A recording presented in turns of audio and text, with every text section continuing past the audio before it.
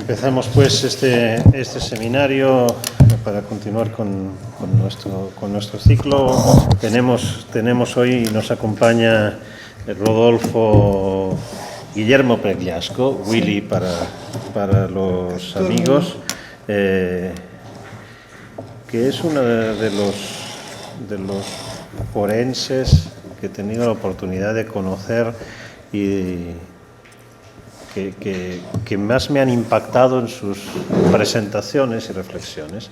He tenido suerte de escucharlo ya en diversas ocasiones hasta ahora, siempre en Argentina. Esta vez la suerte de que esté con nosotros aquí en Girona.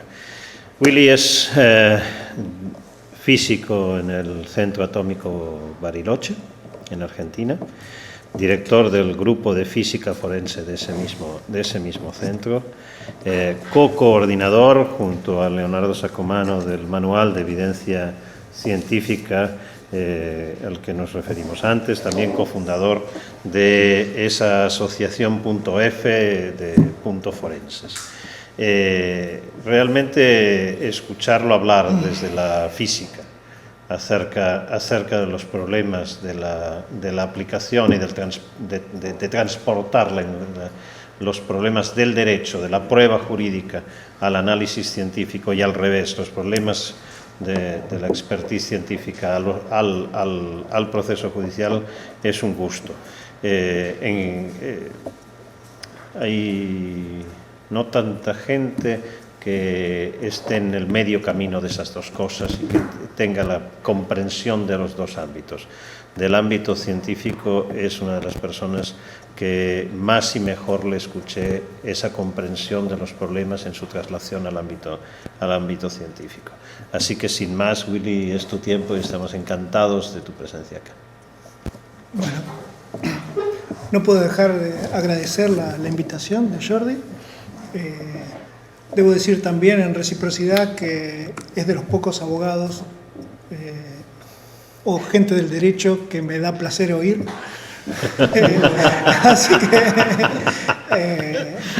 Así que ese respeto y admiración es mutuo en ese sentido.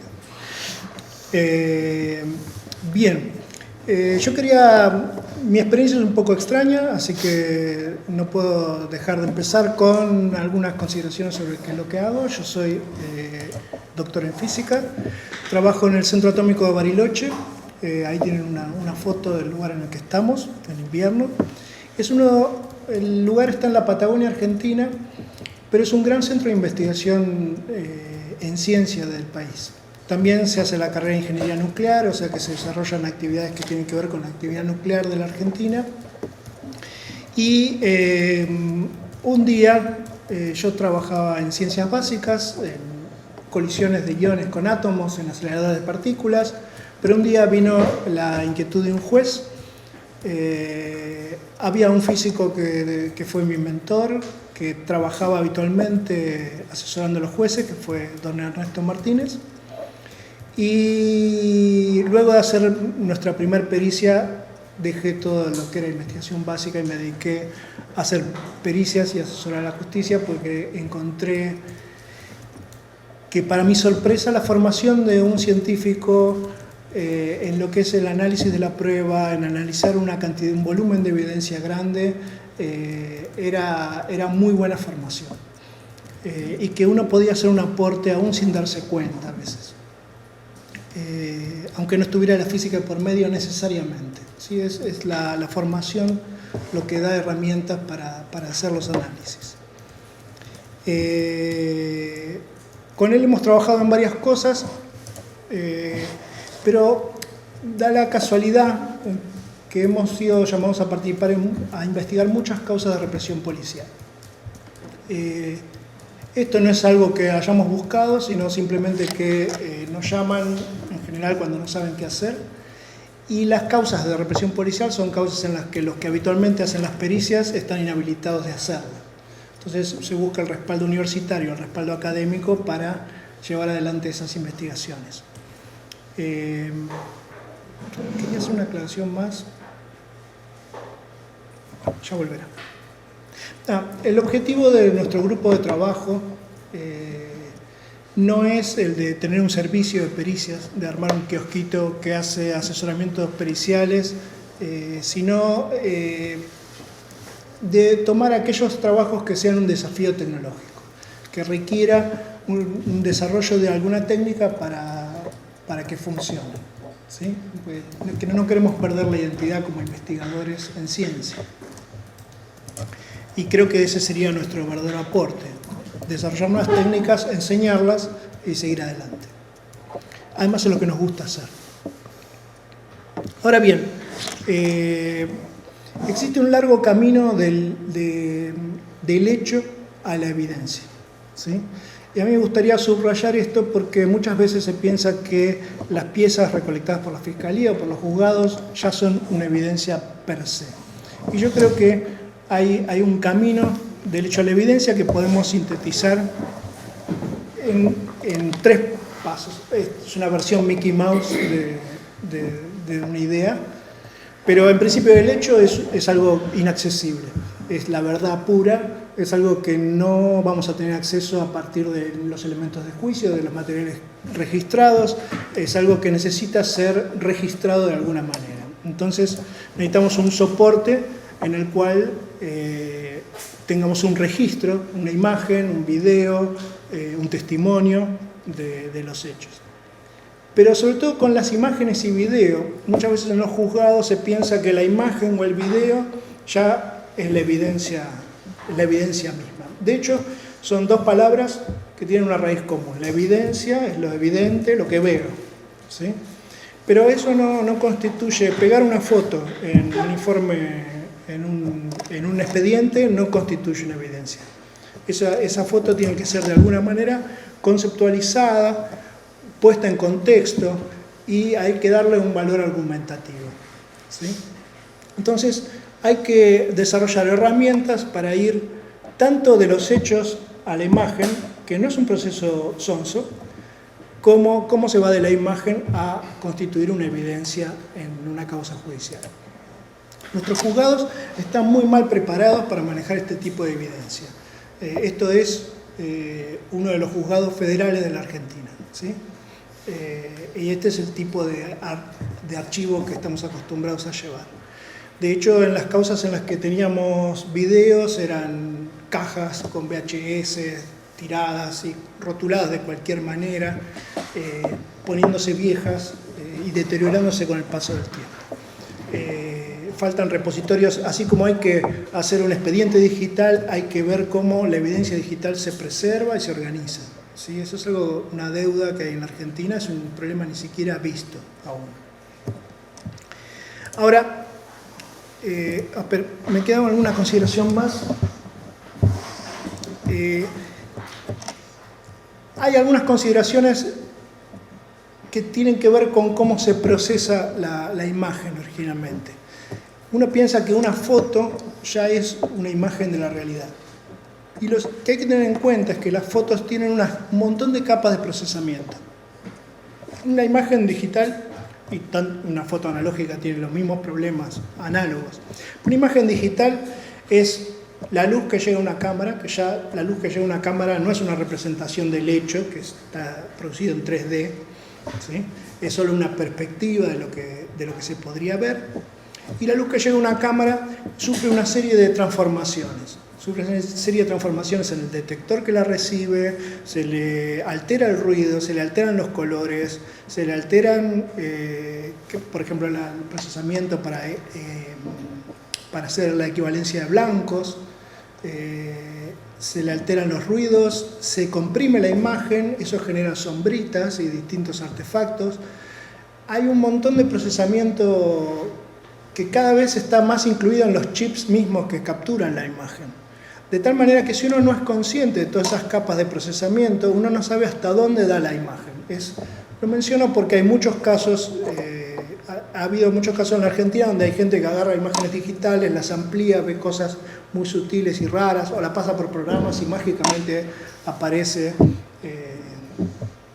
la cara de alguien o cosas que solo sucedieron en Blade Runner, ¿sí?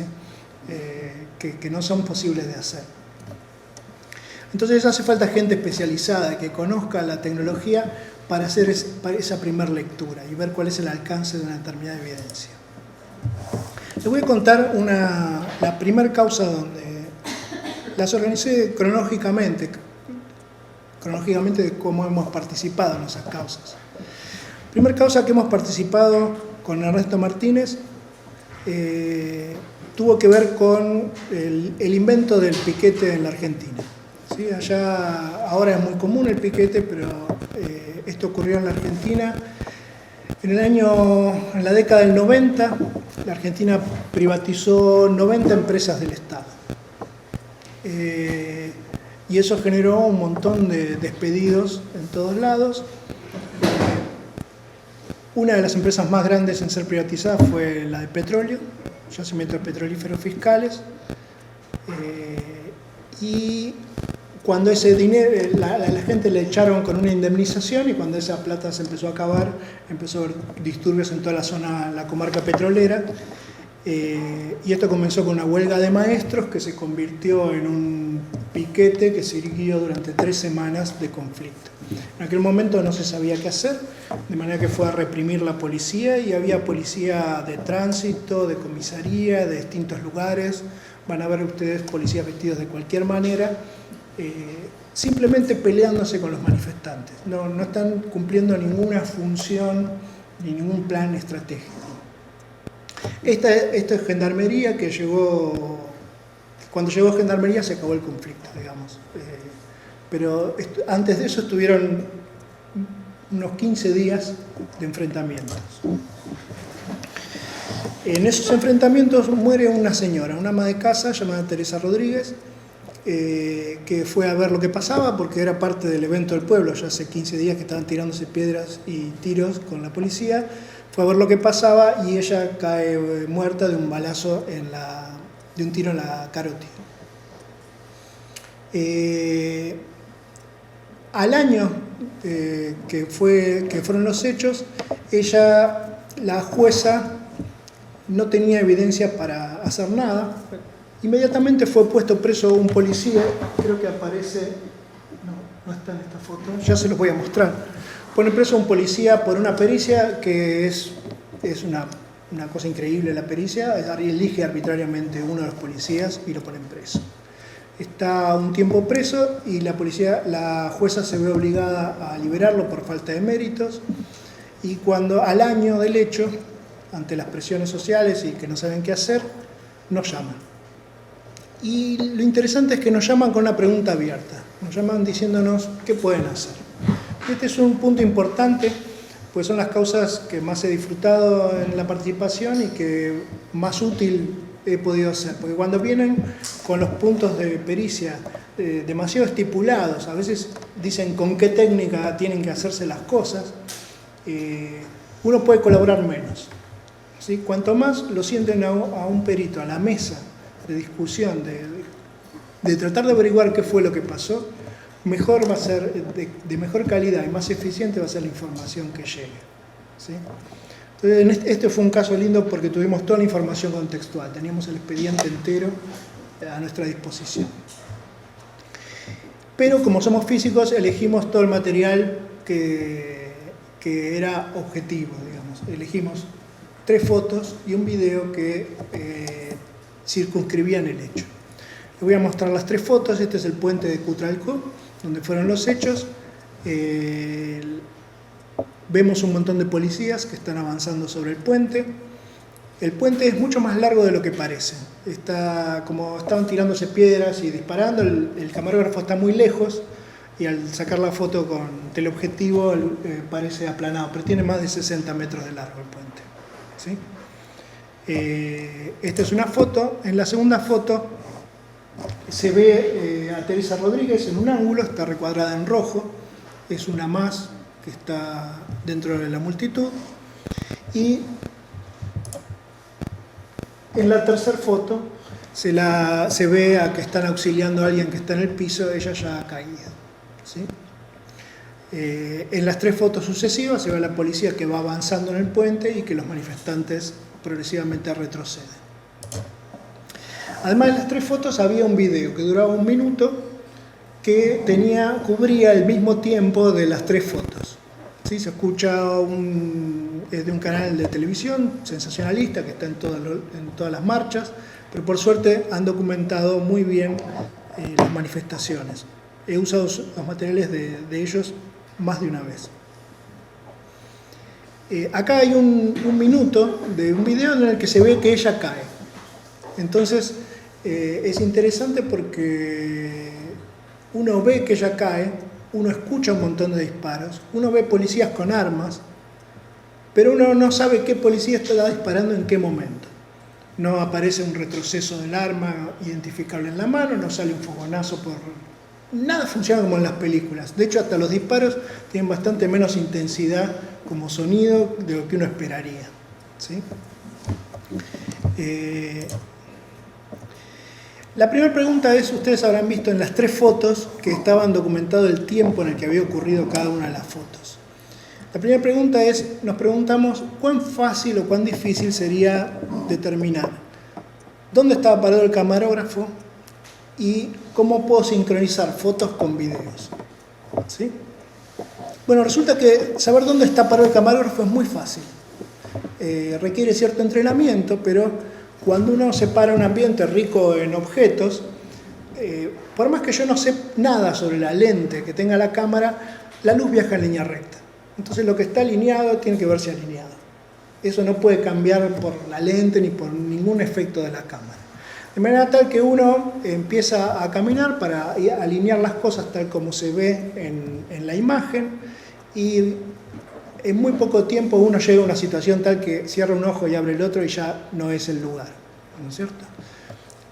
Hicimos varias prácticas marcando en el piso, Ernesto y yo, donde encontramos el lugar, y coinciden perfectamente. Así que ubicar a la cámara es muy fácil, muy fácil, requiere entrenamiento, pero es algo que se puede hacer muy bien. ¿Cuán difícil es sincronizar las cosas? No es tan difícil y se puede lograr con límites sorprendentes. Este es el ejemplo más lindo que tengo, porque uno de los problemas de la sincronización es que lo que veo en ambas cámaras tiene distinto ángulo de visión. ¿Sí? Entonces, a veces lo más interesante es encontrar cosas que no dependan del ángulo de visión.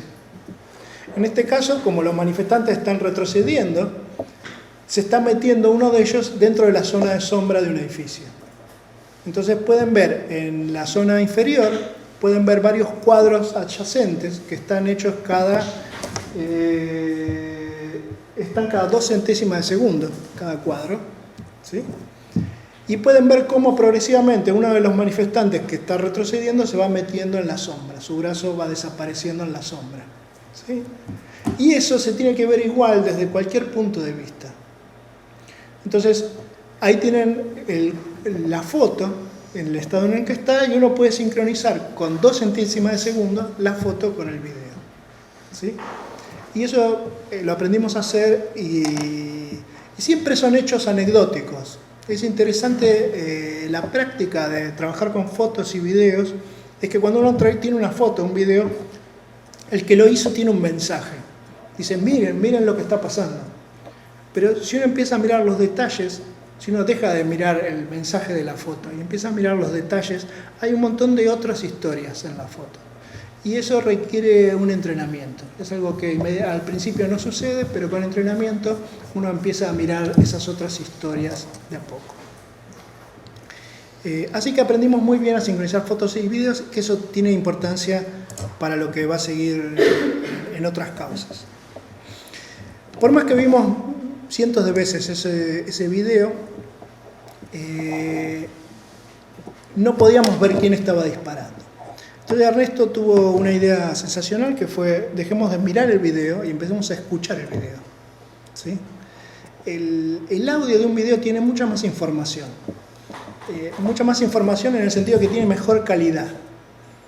En aquel momento los videos eran VHS, eran videos de 600 líneas con una resolución horizontal también muy pobre, los colores están alterados, si uno toma un cuadro fijo de una imagen de un VHS es muy mala, se logra ver más o menos lindo gracias a que el ojo promedia una cantidad de información grande, pero aún así son 25 cuadros por segundo.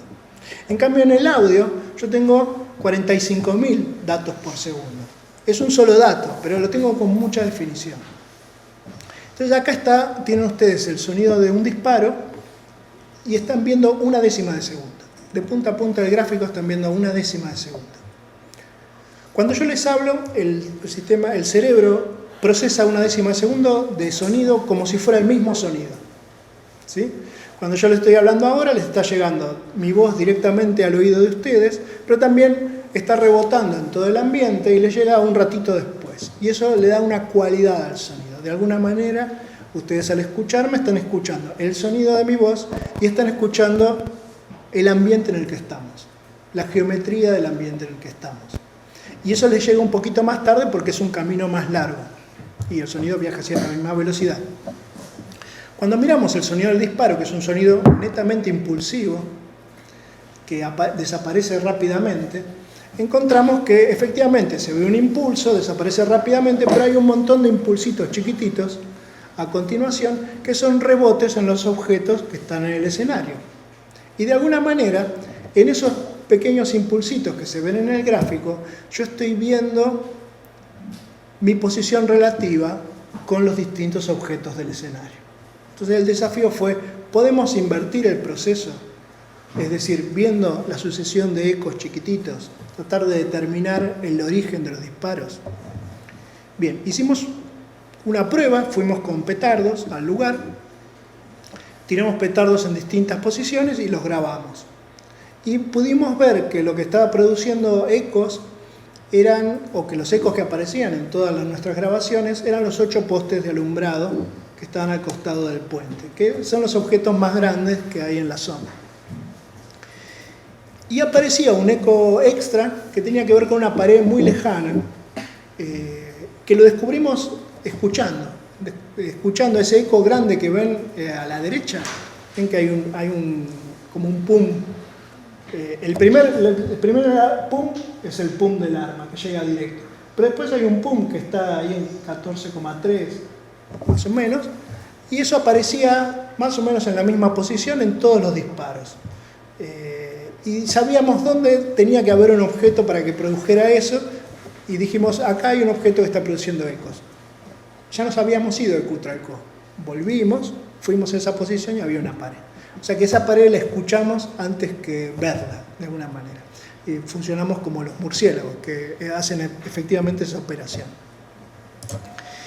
La situación es la siguiente. Es un poco complicada, pero tampoco pretendo que la entiendan en todo detalle. Pero lo cierto es que cada eco, si yo tengo un eco y un objeto dispersor, que es un poste, eso va a producir, eso no puede venir de cualquier lugar del espacio. Un eco que tiene un delay, un retraso, y un poste puede venir solamente de una zona del espacio que se caracteriza con una hipérbola. ¿Sí? Solo los puntos que pertenecen a una cierta hipérbola que aprendimos a calcular son los que pueden producir un eco con ese retraso. ¿Sí? Mi problema es que yo tengo muchos objetos. Entonces voy a tener el retraso de cada uno de los objetos que me va a producir cada uno una hipérbola. Pero yo también tengo un montón de ecos y yo no sé qué eco viene de qué poste. Entonces, bueno, calculo todas las hipérbolas, calculo todos los ecos contra todos los postes y obtengo un diagrama que lo llamábamos el diagrama de los fideos, que nos abruma un poco, pero es cuestión de empezar a mirarlo con cierta calma. Y con cierta calma uno va descubriendo que los cruces de dos hipérbolas se tienen que producir necesariamente. Yo dibujo dos hipérbolas en un plano y hay dos cruces por lo menos. O no hay ningún cruce o hay dos cruces. O sea que los cruces entre dos hipérbolas no significan nada. Los cruces entre tres hipérbolas ya es una casualidad, pero es una casualidad bastante frecuente. Los cruces entre cuatro hipérbolas ya es una cosa bastante infrecuente y entre 5 sería casi imposible que sucediera. Por supuesto, cuando hablamos de cruces con cierta probabilidad de error porque la temperatura del aire no tiene por qué ser uniforme, las cosas no llegan al tiempo con que el modelo pretende. Pero vemos acá que hay una zona, que es esta de acá, que tiene un alto nudo de hipérbolas y de hecho tengo 1, 2, 3, 4, tengo un cruce de 6 hiperbolas, ¿sí?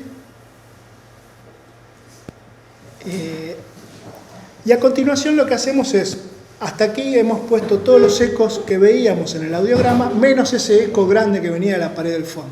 Entonces a continuación dibujamos el eco, a continuación lo que hacemos es, sacamos todas las que nos molestan de ese cruce, y tenemos asociado cada eco a un poste determinado, y dibujamos el eco de la pared del fondo, que funciona como una confirmación de que no estamos equivocados.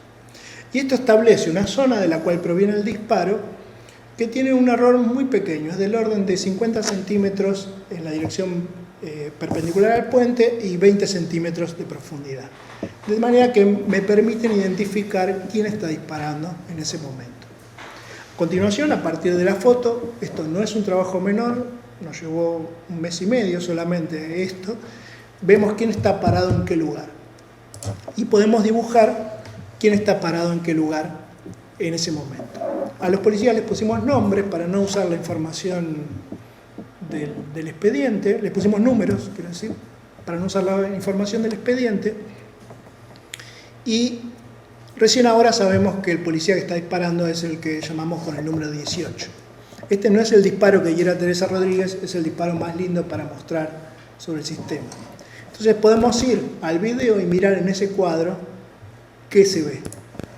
Y cuando miramos en el cuadro que se ve, vemos que el policía 18 tiene el arma en alto y sabemos que está disparando en ese momento. ¿Sí? Y sabemos también que ese disparo no nos interesa porque es hacia arriba. ¿Sí? El disparo que estamos buscando es uno hacia abajo. Por supuesto que como en el video se ve a Teresa Rodríguez que cae, en el momento en que ella cae, sabemos cuál es el disparo que tenemos que analizar. Y aquí viene un punto interesante. Cuando analizamos ese disparo, en el video no podemos identificar quién está parado en ese lugar. A mí me parece algo, no sé, en Argentina decimos que es algo pinchaglobos, es algo que te desinfla un poco el entusiasmo, pero esta es la textura que tiene la pericia científica. ¿Sí? La pericia científica nunca es CSI. La pericia científica da límites, orienta la investigación, pero siempre quedan elementos para la investigación que dependen solo y únicamente del juez. ¿Sí?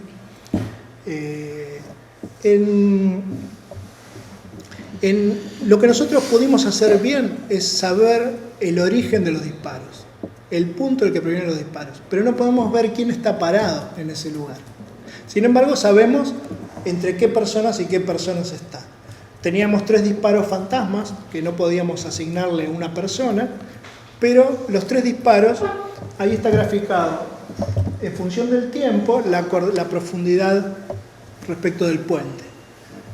Y ahí tenemos la posición del policía con escudos que estaba delante de todo, como una línea, la posición de los policías que estaban atrás, como otra línea, y ahí están los 3 disparos de qué lugar provienen, que no es ni del que estaba delante ni del que está atrás, sino de alguien que está en el medio que no estamos viendo.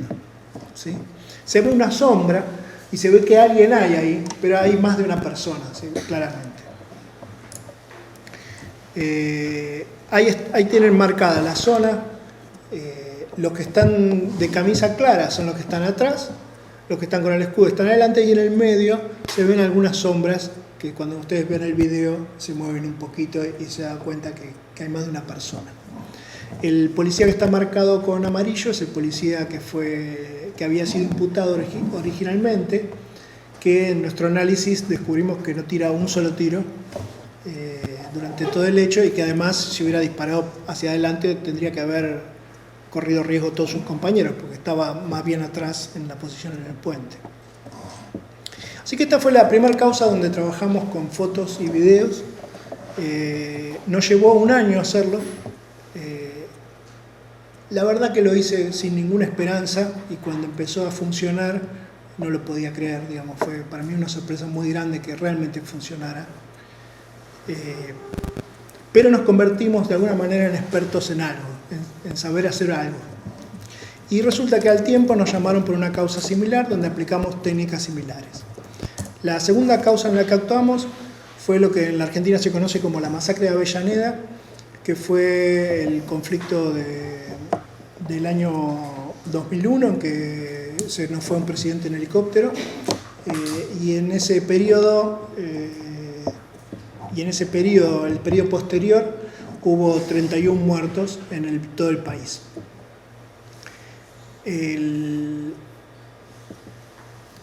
La masacre de Avellaneda de alguna manera determina el fin de ese periodo de transición.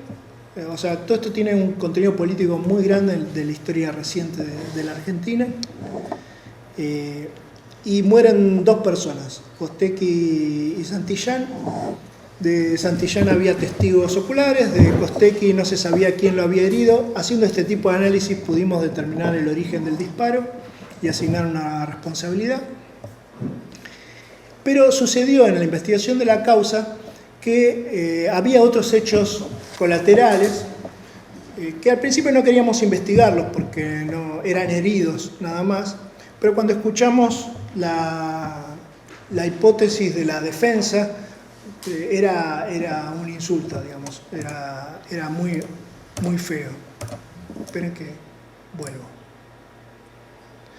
Les cuento el hecho. Hay un cordón policial, hay manifestantes corriendo a unos 60 metros y hay una señora que recibe una posta de plomo en la cadera y es herida. Y la tesis de la defensa de los policías es que ese disparo claramente no viene de la policía, sino de uno de los manifestantes. Por más inverosímil que sea, eso es planteado una y otra vez durante los casos de represión policial. Lo escuché muchas veces, en muchos casos, y siempre se aduce a la participación de tumberas, o sea, de armas de fabricación casera en esos hechos. Es completamente ridículo porque está entre la gente que está al lado se hubiera dado cuenta, o le hubiera pegado, o hubiera hecho algo, digamos, era una hipótesis tan tirada de los pelos que me puse a trabajar inmediatamente para ver cómo se podía demostrar algo sobre el tema. La evidencia con la que contaba eran 2 videos, en este caso. En un caso era un video que era un equipo universitario de comunicación social que llevaba una cámara y se llamaban El Ojo Obrero. Iban entre la gente, no estaban filmando antes de salir corriendo, y cuando sale corriendo queda la cámara prendida filmando cualquier cosa para cualquier lado. Pero se escucha. Y del otro lado teníamos una cámara de la televisión pública que estaba atrás del cordón policial, filmando. El problema que hay es que el que está corriendo tiene un audio que es espantoso, porque está corriendo y se frota la cámara contra el pantalón y no se escucha bien. Y los que están del otro lado, atrás de la policía, como los manifestantes avanzaban rompiendo vidrios de los autos, está lleno de alarmas y hay un ruido ambiente bestial. En las 2 cámaras se escuchan los disparos, pero es imposible recuperar información de los ecos. Entonces, la técnica que conocíamos no la podíamos aplicar. Pero la idea que se nos ocurrió es la siguiente. Nosotros sí podíamos determinar, a partir de lo que veíamos en el video y eso que aprendimos a ubicar las cámaras, sí podíamos determinar la posición de las cámaras en función del tiempo. Y podíamos sacar la velocidad relativa entre ambas cámaras, a ver a qué velocidad se alejaba una cámara de la otra. Y eso salía bastante bien, ¿no? Bastante más o menos. Es un error, un masomenismo, pero es un masomenismo que nos ubica la velocidad relativa entre las cámaras entre 2,5 y 3 metros por segundo, que es una velocidad de un trote corto, ¿sí? Así que eso lo podíamos sacar. Entonces la idea fue plantearnos qué pasaría en 3 escenarios. Perdón, lo que también teníamos son los disparos que se escuchan en ambas cámaras. Nosotros veíamos en una de las cámaras, en la del Ojo Obrero, el momento en que Aurora Cividino, que es la que sale herida, cae al piso, ¿sí? Entonces sabíamos más o menos qué disparo podría haber sido. Tomamos 2 disparos antes, 2 disparos después, y teníamos una secuencia de 5 disparos que por el ritmo en que se suceden, yo puedo ver si son los mismos 5 disparos en los 2 videos, ¿sí? Entonces acá, arbitrariamente, los grafiqué en función del tiempo, poniendo al mismo tiempo el primero de los 5 disparos. ¿Está claro? Entonces tengo el ritmo de los 5 disparos en las dos cámaras, pero si ustedes se fijan con atención, a pesar de que la base de tiempo de las cámaras es muy buena, se están corriendo los disparos, no caen en el mismo tiempo. ¿Sí? ¿A qué se debe eso? Entonces, siguiendo esa pregunta, surgió la siguiente idea. Si dispara la policía un tiro cerca de la cámara de ATC, ese sonido va a llegar inmediatamente a la cámara de ATC. Pero a la cámara del ojo obrero va a tardar un tiempo, porque el sonido tarda un tiempo en llegar. Ese tiempo que tarda es la distancia que lo separa dividido la velocidad del sonido, que da 1/10 de segundo, o algo parecido, para esa distancia. Si yo grafico el tiempo en la cámara del ojo obrero menos el tiempo en la cámara de ATC, me va a dar un valor positivo que es proporcional a la distancia que lo separa. Pero ¿qué pasa? A medida que pasa el tiempo, como los manifestantes corren, esa distancia se agranda. Y yo voy teniendo que, en función del tiempo, la diferencia de tiempo tiene que ser cada vez más grande. ¿Sí? Si hay disparos del lado de los manifestantes, que sería un segundo escenario, cuando hago la resta, ahora el sonido llega inmediatamente a la cámara del ojo obrero, pero tarda un tiempo en llegar a lo del ATC. Si hago la misma resta que antes, se me altera el signo. Y como la distancia se agranda, lo que sucede es que se me va separando del origen, y esa pendiente me da la velocidad en la que se separan ambas cámaras. ¿Sí?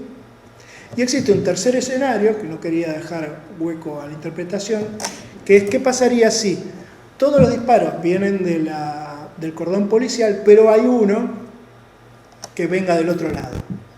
¿Sí?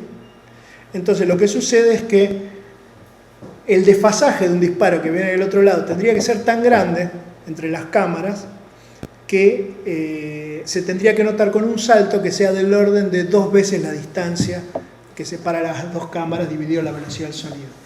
¿Sí? Si no me siguen en el álgebra no importa, pero sí que me interesa que vean que si tengo todos los tiros de un lado y otro del otro, tiene que superar una cierta diferencia de tiempos. ¿Sí? Entonces agarro los 5 disparos de las dos cámaras, los resto, lo grafico y tengo lo que sucede. Y lo que sucede es que tengo los 5 tiros perfectamente alineados, da demasiado bien esto, y la pendiente de la recta da un promedio de 2,8 metros por segundo, que está perfectamente en el rango que habíamos estimado que separa a las dos cámaras.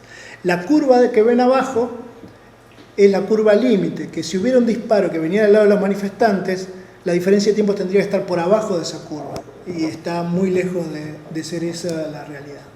¿Sí?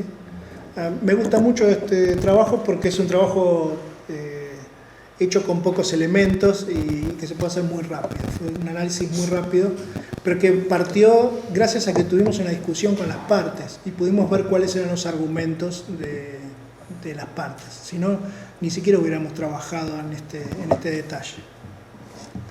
Bien, me voy a extender un poquito más, pero esta es la última causa en la que estuvimos trabajando y me interesa especialmente para que lo vean, que es, hicimos un trabajo sobre los videos del 20 de diciembre del 2001. ¿Sí? Estoy yendo, esto se hizo después, pero es para atrás en el tiempo. Este día hubo 5 muertos en Capital Federal, y la imagen popular y la imagen que quedaba en el juzgado es que fue un día de furia. ¿Sí? Todas las imágenes, todos los videos son de una represión bestial, indiscriminada, innecesaria, pero la realidad tiene una estructura. ¿Sí? Y cuando uno ve esas imágenes, enseguida pierde noción temporal, noción espacial, no sabe quién estaba en qué lugar, y lo que uno ve es esa furia, y es lo que todo nos queda en la memoria histórica. ¿Sí? Fue muy interesante analizarlo, porque nos permitió reconstruir lo que pasó en ese día. Nos dieron originalmente 160 videos en VHS para organizar, y era un lío porque muchos estaban digitalizados por la policía o por la gendarmería, había que mejorar esa digitalización en muchos casos, descubrimos que había muchos redundantes, y que básicamente había 69 videos útiles y diferentes, ¿sí? Lo cual es un montón, ¿no? Llevaría un mes y medio verlos a todos, pero era una cantidad un poco más manejable. Y los vimos rápido, así, porque era la única manera de empezar.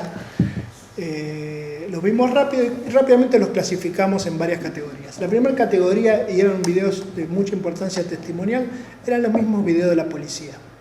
La ciudad de Buenos Aires está llena de domos, de cámaras de la policía que registran todo lo que pasa alrededor. El problema que había era que no estaba el crudo de cada una de las cámaras registrado. Esas imágenes llegaban en aquel momento a la Policía Federal y alguien editaba qué domo valía la pena ver en qué momento. Realmente estaban bien editados, es decir, donde había cierta acción, enfocaban el domo correspondiente, pero no es lo mismo tener un pedacito de imagen de cada lugar de la capital que tener toda la imagen de la capital federal en distintos lugares, ¿sí? Pero bueno, ese era el material que teníamos y eso se llamaba el Canal 4. Lo interesante del Canal 4 es que tenía la hora sobreimpresa y en una hora que era consistente, era la misma hora durante todo el día y registraba todo el día en la capital federal. Entonces eso funcionó como una buena referencia. La segunda categoría que era útil y casi hasta ahí fue lo que usamos, eran los videos de los canales de televisión que transmitieron en vivo. Ese día había programas, había televisiones que suspendieron la programación y transmitieron en vivo y corrían por toda la ciudad. Había unos programas de porquerías, dibujitos animados, y cada tanto suspendían y decían último momento y transmitían ahora en Plaza de Mayo o ahora en el Congreso y tenían una parte interesante. Entonces esos videos tenían mucha porquería, pero eran sumamente valiosos y tenían la hora sobreimpresa. Los canales de televisión, sobre todo cuando transmiten noticias, sobreimprimen la hora y entonces sabíamos cómo sincronizarlos o más o menos con Canal 4. Y después teníamos una serie de videos que eran crudos de camarógrafos, que lo único que sabíamos es que una toma seguía a la siguiente, pero no tienen la hora sobreimpresa. Eran VHS, en esta época no era como ahora que tú tienes registrada la hora en el mismo video, ¿no? De manera electrónica. Aunque no la ves, se puede sacar la información de la hora. Bien, lo primero que hicimos fue entonces sincronizar la imagen ya sabíamos que eso se podía hacer fácilmente. Entonces empezamos a mirar el día y a ver cuándo el canal de la policía estaba mirando lo mismo que miraba alguno de los canales de televisión. Y así, buscando coincidencias casuales, fuimos encontrando datos para hacer la sincronía. En este caso es un caso muy raro, digamos, pero lo que vemos es que una persona pone el pie encima de la sombra de otra persona. Y esa coincidencia es de las que nos interesan porque no dependen del ángulo en que uno mira. Y de esa manera pudimos, de alguna manera, conectar, no se ve muy bien acá, pero pudimos conectar o sincronizar la hora del canal CBN con el canal de la policía, ¿sí? Y así, canal por canal, fuimos sincronizando las horas. Y esta es nuestra tablita de sincronizaciones. O sea, los distintos canales, si yo los cambio, puedo tener, con un error de 2 centésimas de segundo, sé en el momento en que está una cámara respecto de la otra, ¿sí? Y cuando logramos eso teníamos un montón de información que había que manejar. El problema es solo presentar la información no es suficiente para argumentar en el juicio. O sea, ¿hasta dónde seguimos? Bueno, seguimos un paso más, que fue construir una herramienta de programación. Nos gusta programar y lo que hicimos fue armar una especie de panel de videovigilancia del 10 de diciembre del 2001 en Capital Federal con esas cámaras. Entonces, el programa funcionaba así, lo llamamos el panóptico, en homenaje a Foucault, pero que está mirando para el otro lado, está mirando a los que castigan en este caso. Y lo que hicimos fue, le dábamos una franja horaria, lo que ven abajo en verde es el panel de control, nos dice la hora en la que estamos, y dada una franja horaria, Permítame. Las distintas líneas horizontales van mostrando las distintas evidencias, que nunca fueron alteradas, siempre se usaba la evidencia original. Entonces se ve la distinta evidencia y se ve que, por ejemplo, este canal tiene alguna información acá y se corta y no aparece nada más. En cambio, este canal tengo información pero que tiene huecos. Esos huecos son por la transmisión del programa, porque acá estaba el programa de Mirta Legrand, estaban los dibujitos animados, y cuando transmitían hechos teníamos cosas que eran realmente interesantes. Entonces pudimos extraer y no teníamos que mostrarle al juzgado cosas que no necesitaba ver, que no eran pertinentes a la causa. Entonces podíamos hacer play y mirar, y en cada pantallita aparecía una parte de la evidencia que había. ¿Sí? Entonces esto por sí mismo no era, digamos, consideramos que eso permitía establecer las condiciones, el material que había en el día, ¿sí? Y navegar los videos de una manera útil en el juicio. De manera que esto lo metimos todo en un disco rígido y nuestra primera entrega al juzgado fue el programa con las instrucciones en un disco rígido. Que para que sea más fácil lo pusimos para que lo enchufen al USB de una máquina, arranque la máquina desde el disco con todo el sistema operativo, con todo, y lo puedan proyectar. Nunca lograron proyectarlo. No, ni por las máquinas que tenían, ni por el conocimiento de la computación que tenían, jamás lograron conectar eso en el juzgado. Logré que algún técnico lograra usarlo, pero fue casi imposible. De manera que sobre esto hicimos un trabajo adicional. Y ese trabajo adicional fue que para mí fue un ejercicio muy interesante. Fue avanzar un paso más en tratar de describir lo que veíamos en los videos. Pero uno podría argumentar que describir lo que se ve en los videos va más allá de la actividad que se le pide a un perito, ¿sí? Y yo creo que no, porque sin la descripción es muy difícil entender lo que pasa. Y nadie se va a tomar el trabajo de ver un día entero de video, porque eso es lo que lleva a mirar un día de lo que pasó en la ciudad, ¿sí? Uno necesita construir una descripción de lo que se ve en los videos. Y lo hicimos apelando a hacer lo que llamamos los hechos atómicos. Tratábamos de no interpretar los videos, sino de describir lo que se veía en cada horario, ¿sí? Policía golpea a una dama, una señora, de tal manera, en tal lugar. Después vemos que un patrullero pasa tal. Cada tanto contábamos los manifestantes, contábamos la policía, describíamos al grupo de policías cómo estaba uniformado y íbamos agregando eso a la descripción. De tal manera de ver, en ese día de furia, donde se ven actividades tan violentas, tratar de ver si ese día tiene una estructura, ¿sí? Si hay algo que se traslada en distintas zonas, que de hecho la hay, la estructura. El día amaneció con gente en la Plaza de Mayo y con el estado de sitio declarado. A media mañana una jueza federal va a la plaza y le dice al jefe de policía y a los manifestantes que ellos tienen todo el derecho a estar en la plaza y manifestarse. Y a lo largo del día hay cambios de mando. De hecho terminamos con un presidente yéndose y que no está muy claro quién está a cargo de la represión, ¿no? Las responsabilidades son un poco confusas en todos esos cambios. Y gracias a esa descripción atómica podíamos ir viendo que había grumos. Es decir, que, a ver,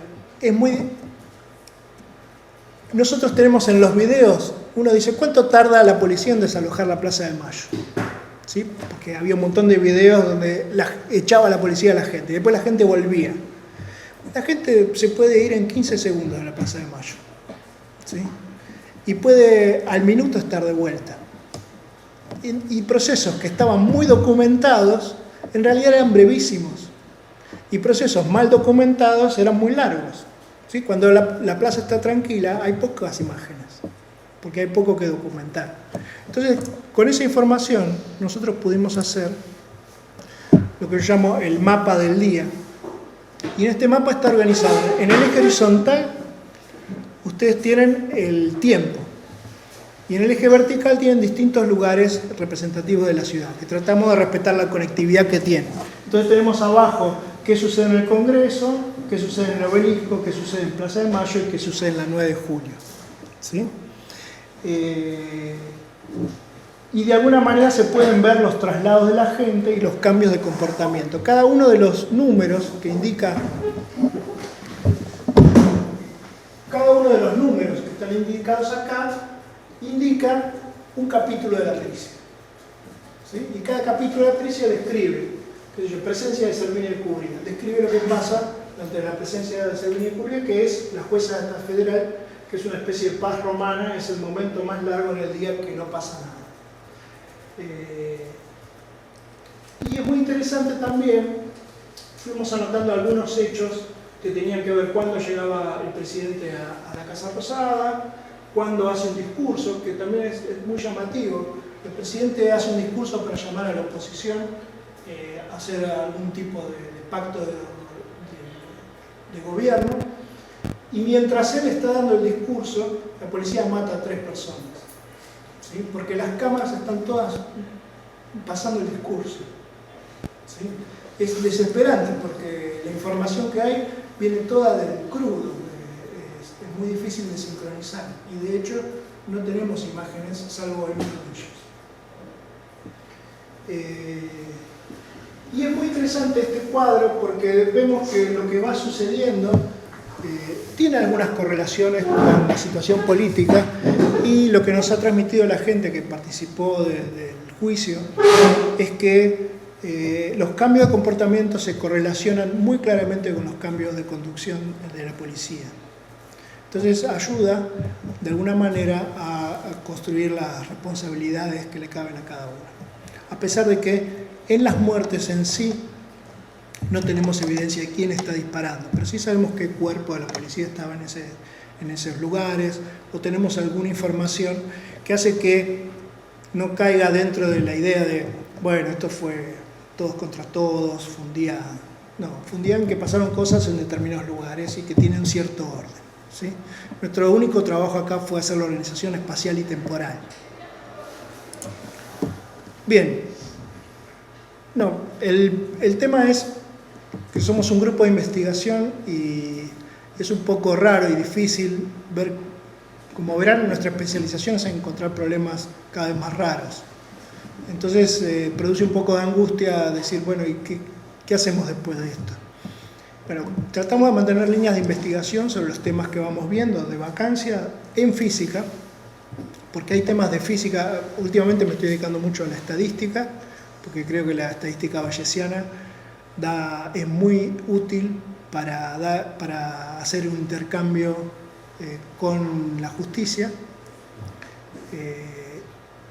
Y efectivamente van apareciendo trabajos nuevos e interesantes cada vez. Y de a poco vamos armando un equipo de trabajo, que este es el equipo que tenemos ahora, donde tenemos un alumno de doctorado en física trabajando en balística de las postas de plomo.